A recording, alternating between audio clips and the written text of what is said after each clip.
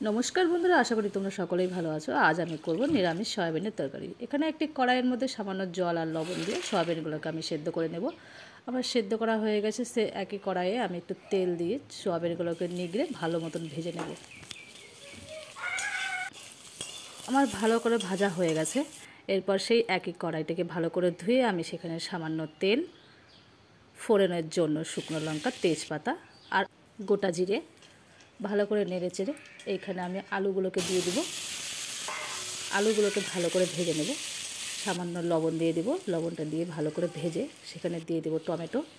কিছুক্ষণ ভাজার পরে হলুদ, আদা, কাঁচা লঙ্কা বাটা 1 চামচ, 1 চামচ পোস্ত ভালো করে ভেজে সেখানে সয়াবিনগুলোকে দিয়ে সামান্য ধনে গুঁড়ো দিয়ে ভালো করে ভেজে নেব। ভালো করে কষানো হয়ে গেলে সেখানে দিয়ে দেব সামান্য জল। জলটি দিয়ে ভালো করে ফুটার পরে দিয়ে দেবো ভাজা জিরে গুঁড়ো, 1/2 চামচ গরম মশলা, 1/2 চামচ চিনি আর 1/2 চামচ ঘি দিয়ে নেড়ে চেড়ে আমার তরকারিটি সম্পূর্ণ হয়ে যাবে।